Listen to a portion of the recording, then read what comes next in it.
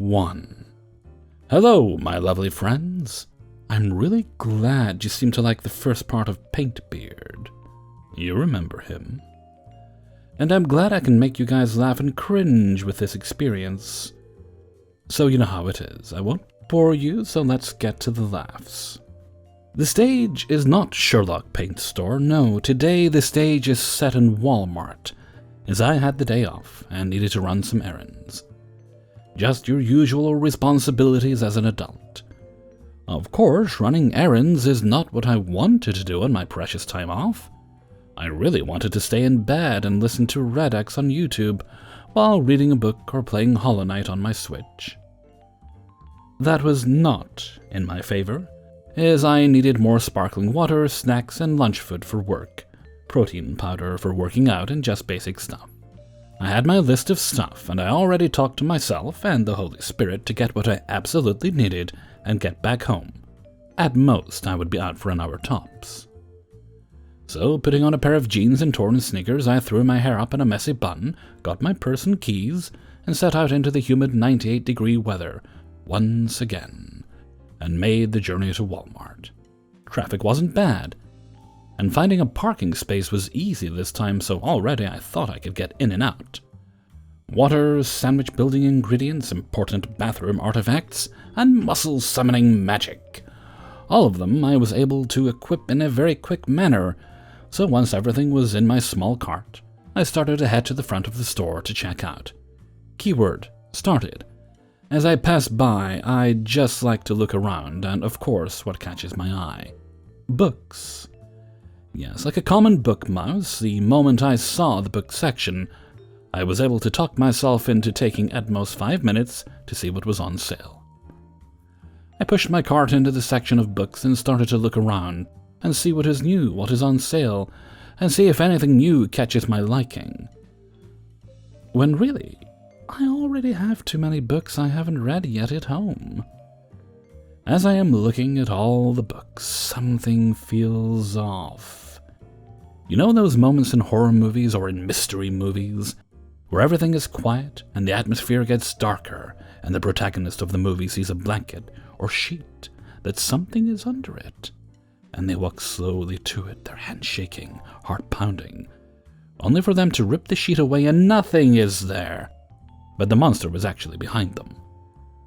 The fact I'm writing this, you know where this is going already, don't you? Hello once again, milady. That voice. That stupid voice of a normal-sounding guy trying to be sexy, with a slight hint of a southern accent, but also a lisp like this man's fat hamster-stuffed cheeks limit the movement of his mouth, giving him the tone of a classic neckbeard. My blood runs cold, and I already felt a headache coming on as my social battery from my last meeting with this creep is yet to fully recharge. "Hello, Paintbeard," I said, not daring to look up from the book I was looking at. I see you are looking for some reading material. I would be happy to recommend some true culture reading for you, milady. Have you ever read manga before? He asked, and honestly, yeah, I have read manga before, but I would read them so fast, to me, it almost felt like a waste, and honestly, I prefer the animes than manga. I know some people would disagree, but that's just my preference.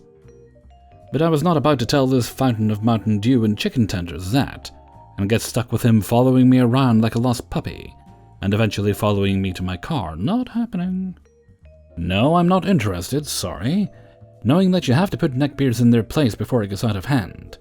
So I'm trying to keep the conversation short and not give him any room. The thing is, I didn't want to snap at him to leave me alone, as he really has not done anything for that kind of response. Yet. Also, I want to keep a good appearance, even outside of my job, especially to customers I recognize. What, really? Anime is the best. Everyone has watched at least one anime show. Paintbeard looked at me like I grew a second head.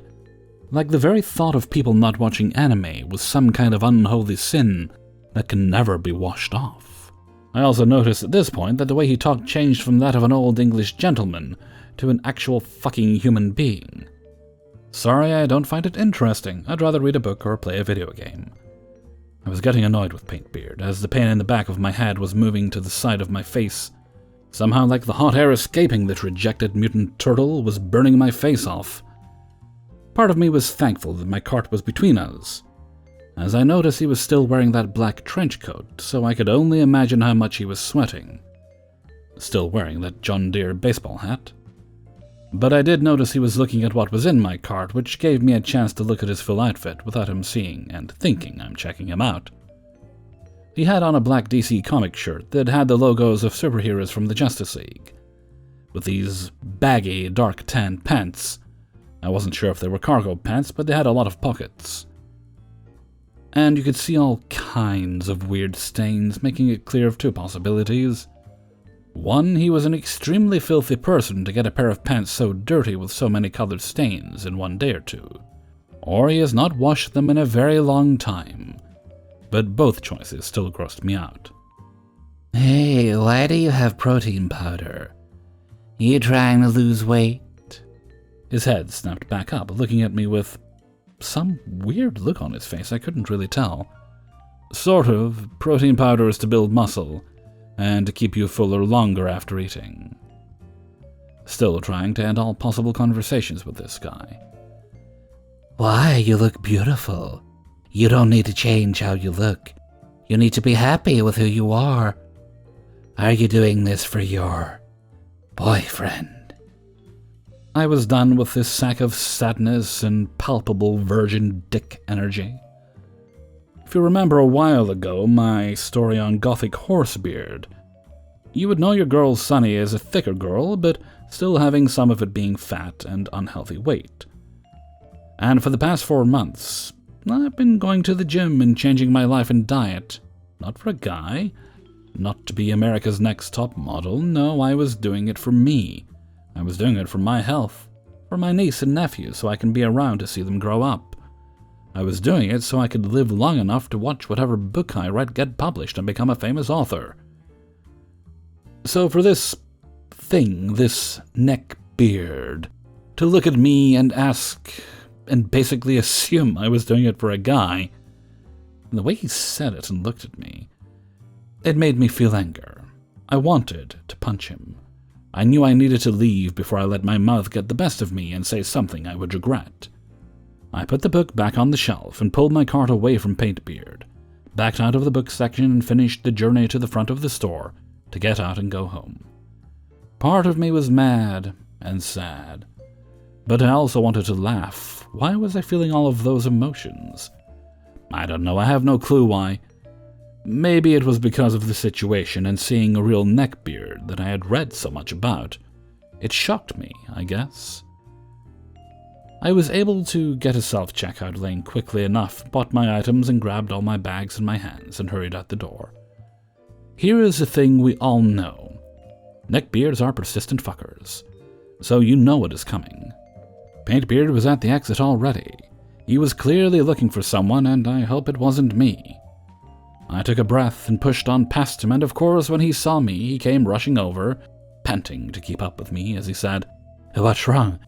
Why did you leave? We were talking. Are you feeling okay? Was it what I said about your boyfriend?" People, I am from the South, sure. Do I live in a trashy-ass town? Yes, but I was not. So I was not about to start screaming and raising hell in the middle of a parking lot to an awkward introvert with no social cues detector. I stopped at my car, and at this point I didn't care if he saw my car, as he would see it eventually at work when he comes to get his paint. I opened the trunk to put my items in. Enough, Paintbeard. The reason I have chosen to change my body for the better is my own. We aren't close, so you don't need to know my life story, okay? I will have Horror Bro or Dad call you when your paint arrives at the store, okay?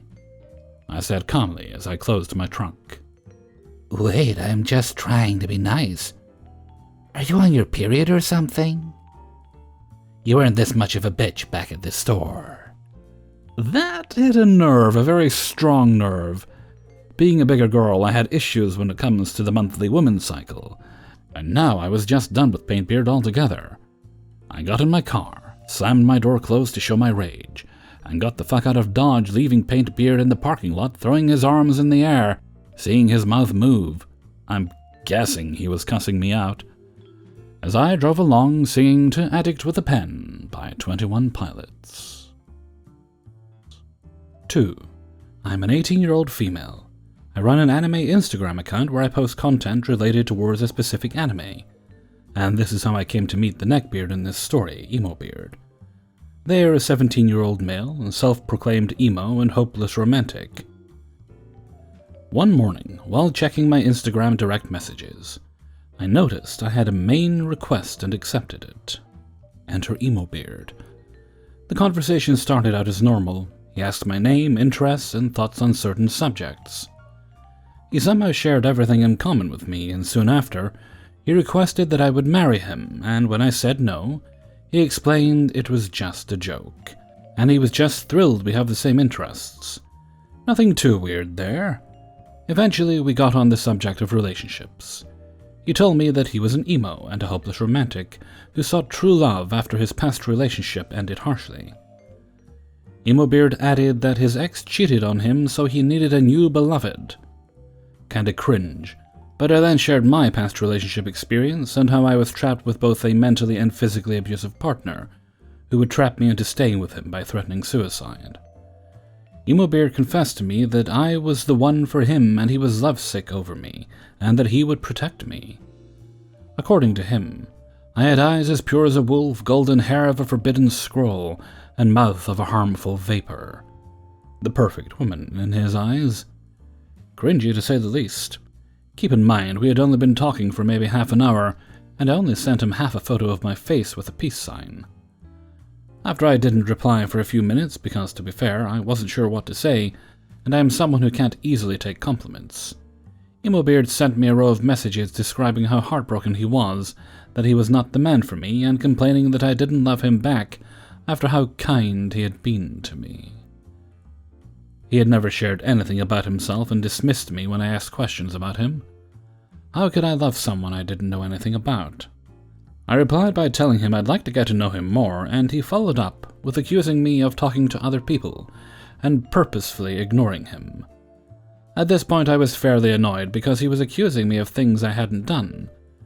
I tried telling Emo Beard that I didn't appreciate him telling me what he thought I was doing when I had only taken a few minutes to reply back. His response was that he was jealous and lovesick over me, and that he doesn't want to just be friends with people.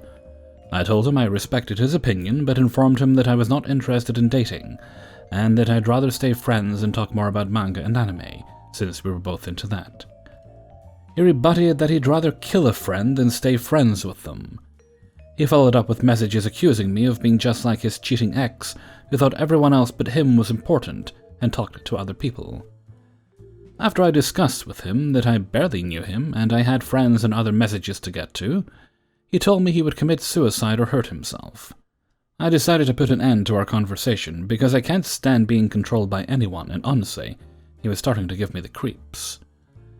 I didn't want to feel trapped by another person who threatened to end their lives if I didn't stay.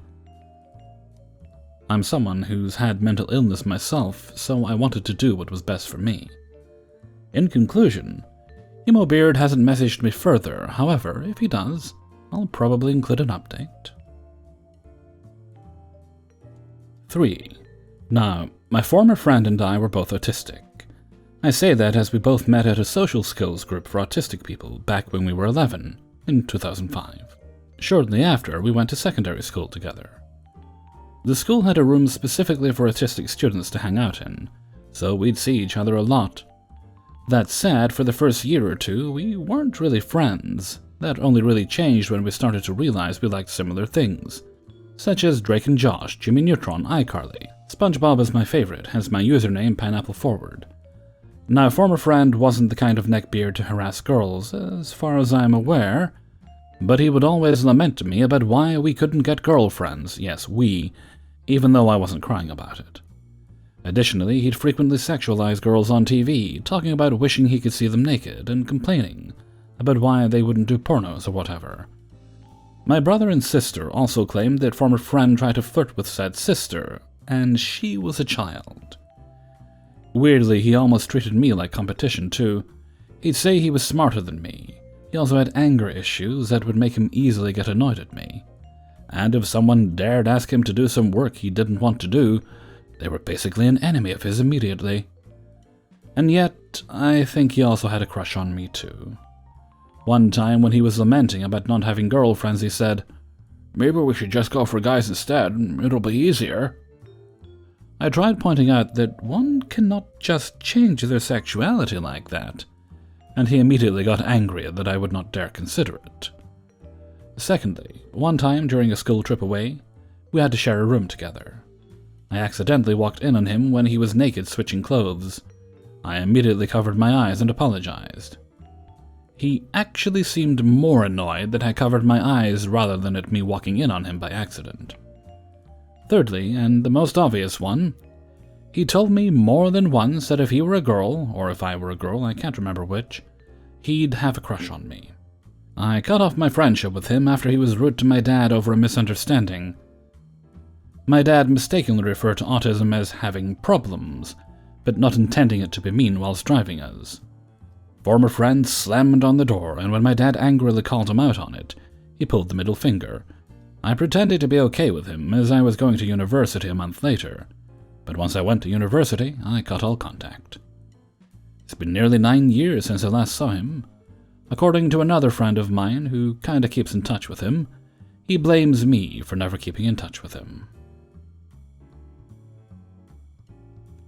4. I'm in the Navy, and we have a nice guy neckbeard and possible incel on board our ship.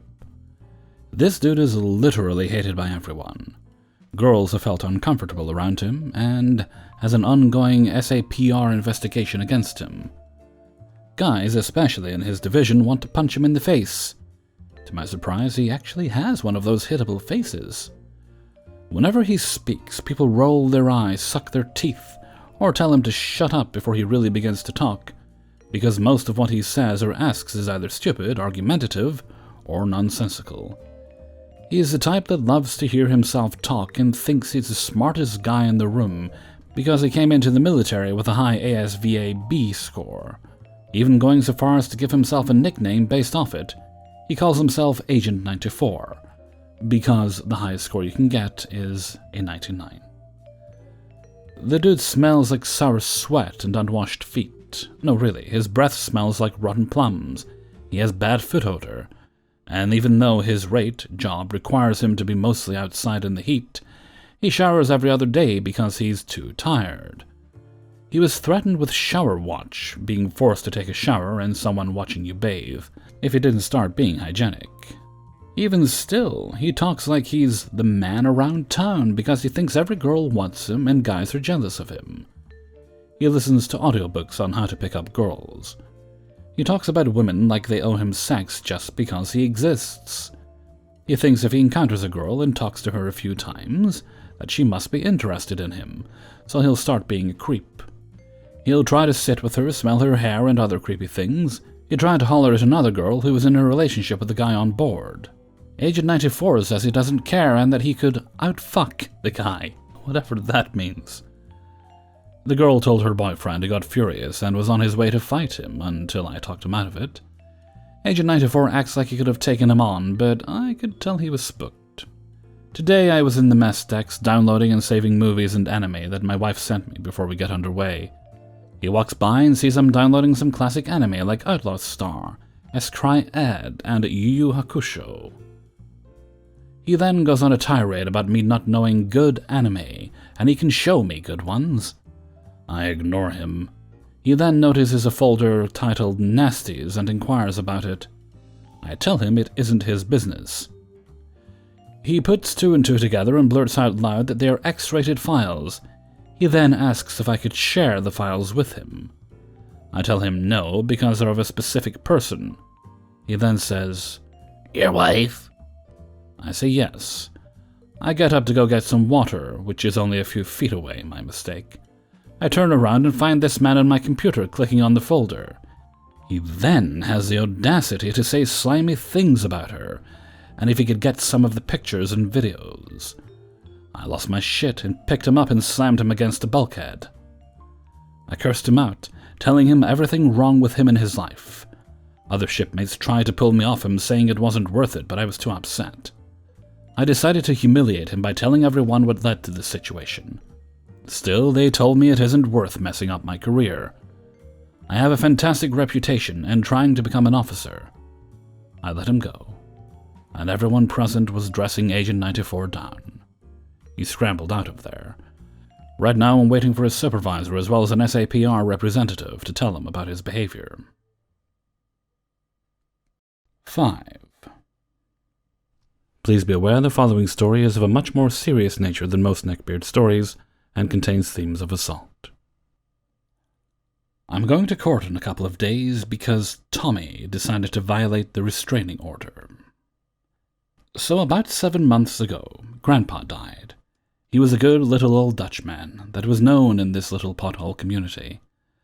Since Miss Rona came to town, we couldn't give Grandpa the big funeral that he wanted, so it was just the main family. The COVID cases have been low in my town, but we were still masked up. It was social distancing, with each family getting their own pew. But I was there because I basically got adopted by them at this point, and I was also in the will. And for the people who like justice, the entitled ones of Boss's family got jack shit, and I would get $30,000 when I'm 25. It was sad. But one of Grandpa's grandsons, Philip, took it the hardest.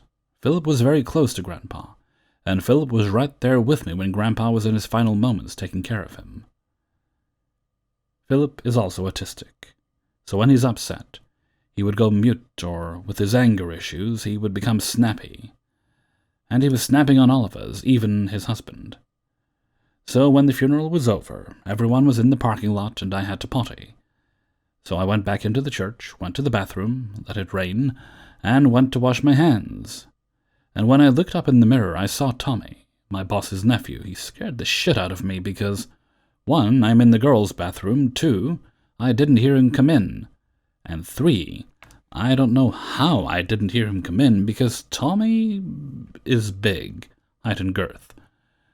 I told him to get out, that I wasn't in the mood to deal with him. Just wanted to talk with you. I told him to leave me alone, and he said, Look, I'm sorry. Can we talk, please? I miss you, and it's hard for me to be away from you. I just rolled my eyes and told him that we're going to be putting Grandpa in the ground in a few hours, and I just wanted to be left alone. I tried to move past him, but he grabbed my arm, pulled down his mask, and yelled in my face. His breath smelled like Jack Daniels and Moose Coochie, by the way. Don't leave me, I'm not done. He pushed me against the wall and then started rambling to himself and walking back and forth. Then he stopped, turned to me and smiled. I recognized that smile. As soon as he did that, I turned into CJ. Ah, shit, here we go again. He pinned me against the wall, and with a gross, sweet voice, he said something like, I just want to be with you. I love you. Why won't you love me? I don't know. Let me ponder on that a little. Ooh, I know. Maybe it's because you're an annoying little shit that can't take no for an answer, lies about your family, and helped your mom ruin my relationship with your brother to a point that he wants to get back in a relationship again, but I'm afraid to. Maybe I should just kill myself. I laughed and said something like, There's a bridge around the corner, do a flip. He got big mad. Tommy punched the wall behind my head and told me to stop making fun of him. Why I hated him, and I thought we were friends. I said something like, I don't love people that hurt my family. You made my mom hurt my boss with your lies. I will never forgive you, Tommy. He called me Ladybug, and I shut that down, and told him that the only 2 people that can call me that are his uncle, my boss, and Grandpa. Tommy mumbled something like, Of course he can call you that. I was like, no shit, because he started the nickname. He went on a rant about how I let my boss treat me like shit, and I will let my boss kick me in the stomach if he just asks. The boss man doesn't treat me like shit. He would take a bullet for me. And of course, I would. That man just paid $4,000 of my family's bills and did not bat an eye. So I was like, my boss is a good man. He won't hurt me. Tommy just smiled and nodded his head and said, Of course he won't. He's your god. You would let him get away with anything. I was so confused by that shit and asked what he meant by that. You say that you're friends, but you know it's more. I never slept with my boss, if that's what you're thinking. Then I looked at that damn smile and just asked, "What did you do?" He didn't hesitate, he just admitted to it. Back in 2018, there was a rumor about me and my boss sleeping together, and Tommy was the one that spread it. He told the crazy aunt, and she ran with it. But only a few of the crazies bought that story, and Grandma. He then made a lie about my boss being physically and sexually abusive with me and told my mom. I was pissed, I almost slapped him, because Grandma actually believes that shit. And the very first time I heard that rumor was me being groped by Lucifer, the name that I call my boss's brother. Then asshole believed that I got my little brother's wife, I can get his new bitch. Me. He even gave me his business card because, and I fucking quote, called me if my brother couldn't satisfy you enough, because I know he can't. Of course you know, you waistcoat-wearing, pride-having bastard. You were fucking your sister-in-law for years and got her pregnant 2 times. Then turned around and got her pregnant a 3rd time, prick.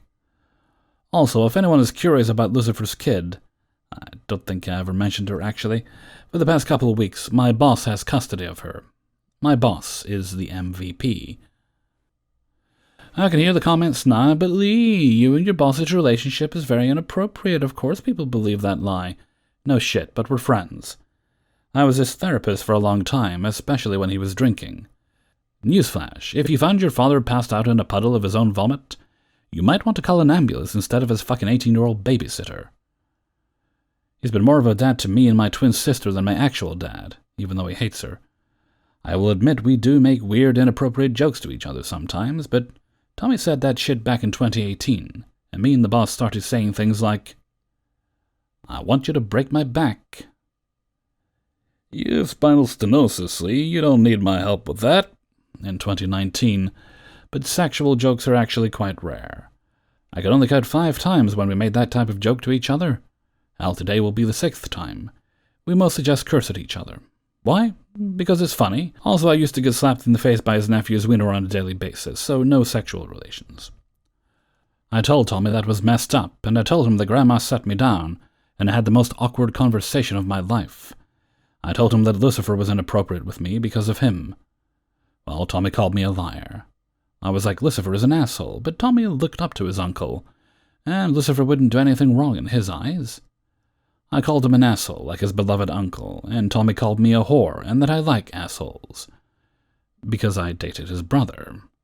He keeps calling Oz a Chad and an abusive piece of shit. I defended Oz, telling Tommy that his brother treated me like a queen, and unlike Tommy, knows when to stop. But he persisted that Oz was abusive towards me, saying shit like, "I tried to save you, my brother treated you like shit, and I tried to help. But you're stubborn." I called him a liar. Then Tommy pulled out his phone and played a video of me being dicked down by his brother. The sounds of my moans made me want to vomit. I just stood there like an idiot.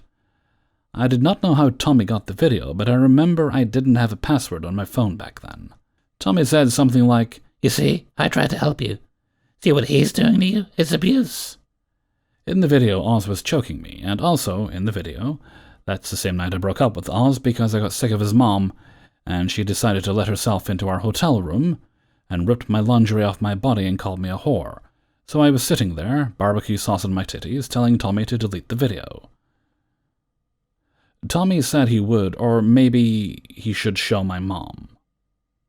I wanted to cry or die. If my mom sees that video, I'm dead. I asked him what he wanted. He wanted a kiss. I said, I'd rather get a splinter under my fingernail. He called me a bitch and how it's just a kiss, and I should be happy that I'm not asking for sex. Well, I told him that I would rather die. Then it happened. Tommy tried to kiss me. I turned my head away and he tried again, and again I moved my head. Then Tommy ripped my mask off my face, grabbed my face, and made me kiss him. I did my best to push him off. I don't and didn't scream or call for help. I didn't want to ruin Grandpa's funeral. Then that motherfucker bit me. He legit bit the fuck out of my neck.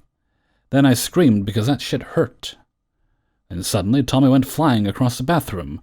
Philip came looking for me. Me and Philip just looked at each other. He saw I was afraid, and I saw nothing in his eyes but only the words, "Bitch wants to die." The happy-go-lucky Philip was gone at that point, and all he wanted to do in that moment was to kill someone.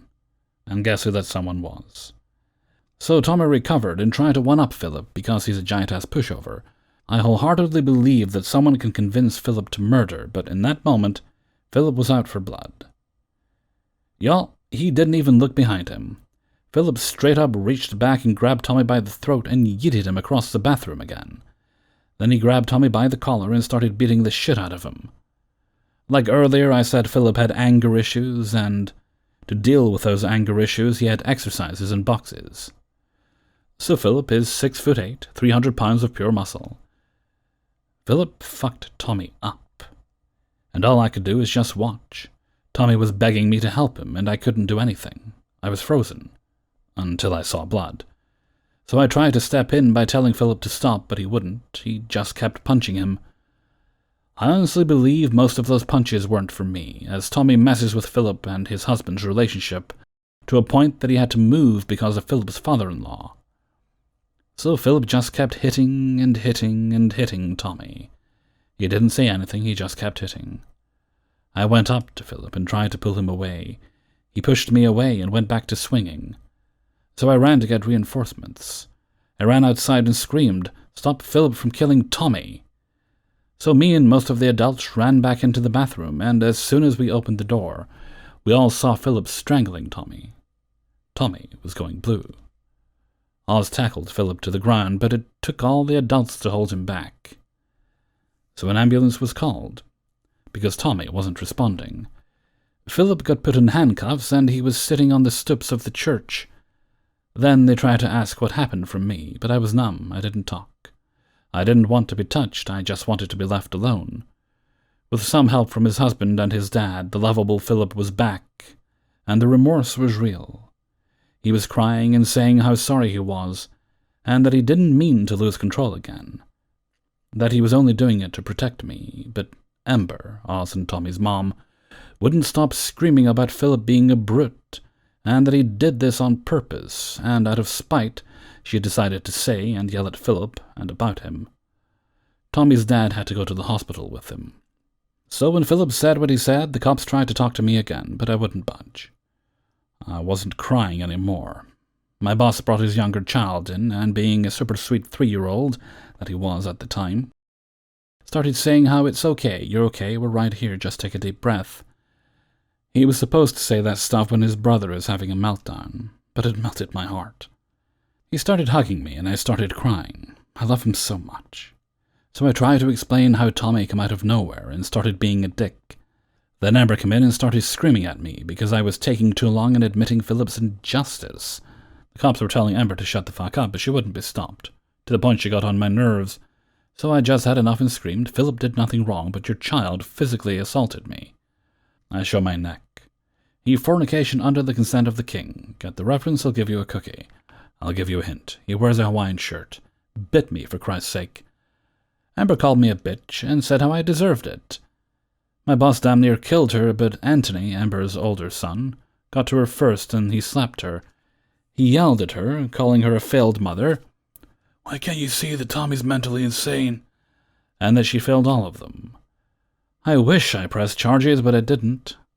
I just want all of this shit to end. I was about to bury my grandpa, so I just wanted to go home and take a hot shower. However, Tommy learned his lesson, until Amber went to jail, then I had to put a restraining order out on him. It didn't last long before he violated it. I mostly buried the stories about Tommy, but there's one more story I can remember, and y'all would like that one. But Opa, I believe that's how you say it. My brain don't work too good right now. You were an amazing wood carver. Your talent brought light to this community. You love your grandchildren, and you love the ones you call your grandchildren. You were a good father and a good husband. You struggle sometimes, but you truly tried to be there. You taught me so many swear words in Dutch, and in your final moments you could still kick ass. You don't have to be worried about your shop. Philip's got it.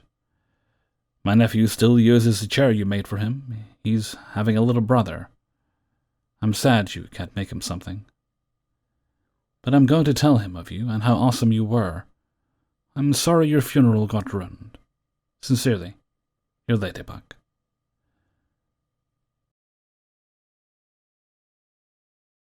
Hey everybody, Hellfreezer here, and thank you very much for listening to Neckbeards in the Wild, number 63. And thank you very much to everybody who allowed me to use their stories in this video.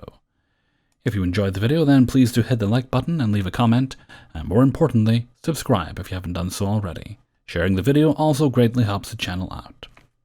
Holy crap, that last story was... Well, I think it's important to realize that although a lot of the Neckbeard stories are funny, and I think that can make a lot of people feel sorry for them, that we do see the darker side now and again. It could possibly have also fit in a Let's Not Meet video, but I thought it better to put it in here. Alrighty, I'm now once again turning into Hellfreezer, and I have one more video to record. I think I'll do the actual editing tomorrow, just get the last video recorded, then I'll get something cool to drink. And with that, I'm gonna head off for now. So until next time, thank you very much for listening, and take very good care of yourselves.